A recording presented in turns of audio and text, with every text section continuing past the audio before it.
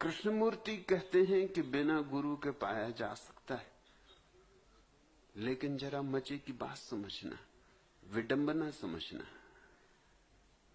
मैंने कभी गुरु नहीं माना किसी को, गुरु बनाया नहीं किसी को, किसी से दीक्षा नहीं ली, और मैं कहता हूं कि बिना गुरु के पहुंचना करीब करीब असंभव है। और कृष्णमूर्ति को जितने गुरु मिले शायद ही किसी और व्यक्ति को मिले, और जितनी दीक्षाएं कृष्णमूर्ति को मिली शायद ही मनुष्य जाति के इतिहास में किसी को मिली हो। 9 वर्ष की उम्र से लेकर 25 वर्ष की उम्र तक सतत गुरुओं के चरणों में बैठकर कृष्णमूर्ति ने शिक्षा पाई, दीक्षा पाई। उस समय की लिखी हुई कृष्णमूर्ति की किताब आज भी महत्वपूर्ण है। सच तो यह है, उतनी महत्वपूर्ण किताब फिर बाद में भी नहीं लिख सके। हालांकि अब तो वे ये कहते हैं कि उस किताब को मैंने कब लिखा मुझे याद भी नहीं, क्योंकि वह किताब और उनके आज के वक्तव्यों में विरोध है, भारी विरोध है।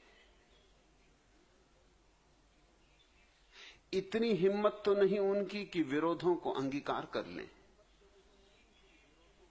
कि कह सकें कि मैं इतना विराट हूं कि विरोध मुझ में समा जाते।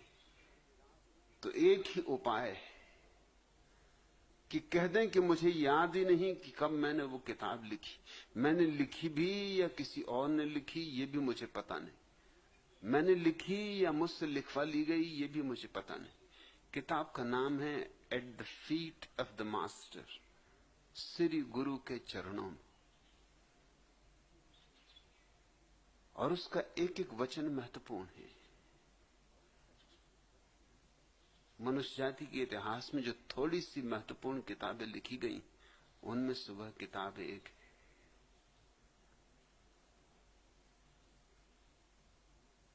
कृष्णमूर्ति कहते हैं गुरु की कोई जरूरत नहीं, और उन्हें जितने गुरु मिले किसी और को नहीं मिले। और मैं तुमसे कहता हूं बिना गुरु के पाना करीब करीब असंभव, और मुझे कोई गुरु नहीं मिला। मैंने बिना गुरु के पाया है, और कृष्णमूर्ति ने बहुत से गुरुओं की सहायता से पाया है, मगर ऊपर से उल्टी दिखने वाली बात भीतर से इतनी उल्टी नहीं। कृष्णमूर्ति को सस्ते में गुरु मिले, इसलिए गुरु की महत्ता कभी समझ में ना आई। मुफ्त जो मिल जाए उसकी महत्ता समझ में नहीं आती। कृष्णमूर्ति ने गुरु नहीं चुने थे, गुरुओं ने कृष्णमूर्ति को चुन लिया था। 9 वर्ष का बच्चा नदी में नहा रहा था, और लीड बीटर नाम के एक बड़े महत्वपूर्ण थियोसॉफिस्ट यूं ही घूमने को निकले थे, और अद्यार नदी में स्नान करते हुए कृष्णमूर्ति को देखा, और लीड बीटर ने उन्हें चुन लिया।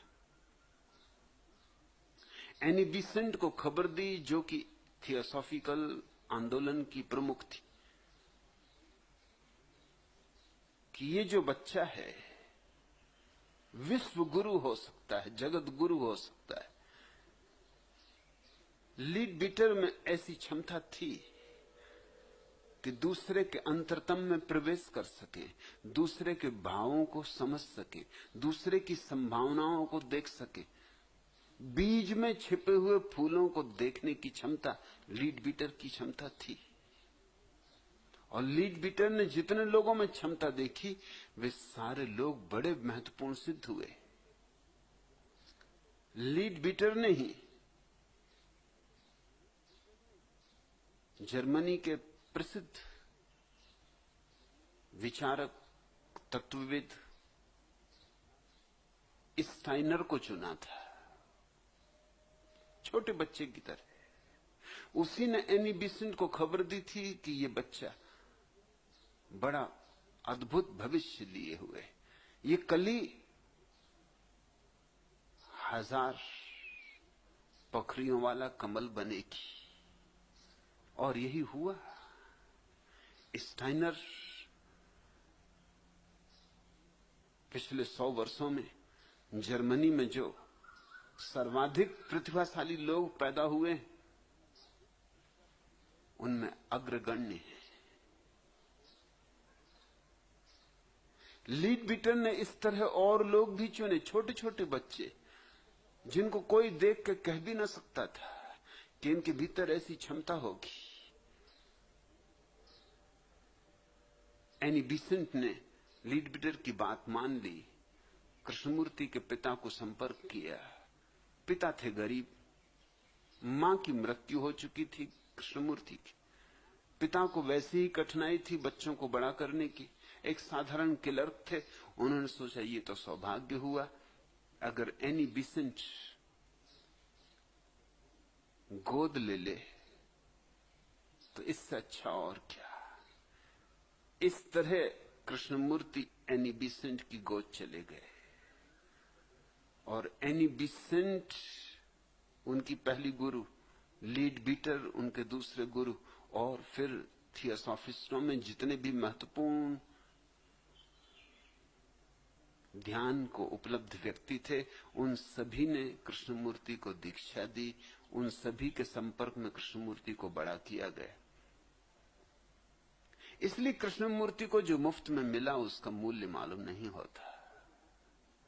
कुछ आश्चर्य नहीं कि वो कहते हैं बिना गुरु के भी पाया जा सकता है, और मैं कहता हूं बिना गुरु के पाना करीब करीब असंभव है।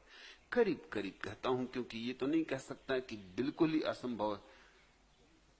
मुझे खुद ही बिना गुरु के मिला,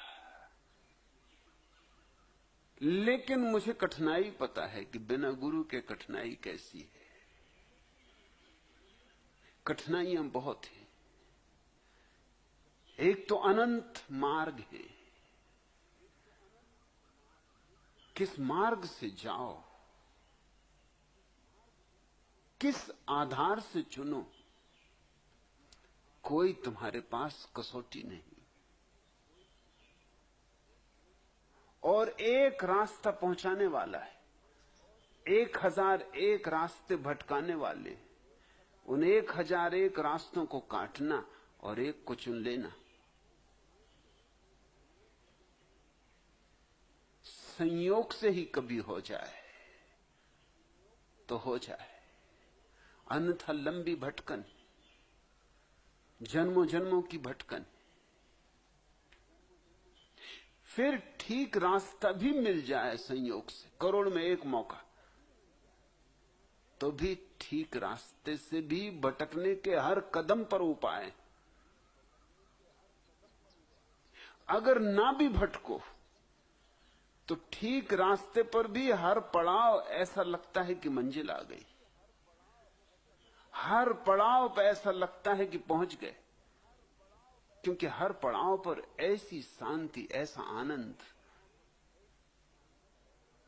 ऐसी सुगंध, ऐसी ज्योति, ऐसा उत्सव, ऐसा वसंत आ जाता है।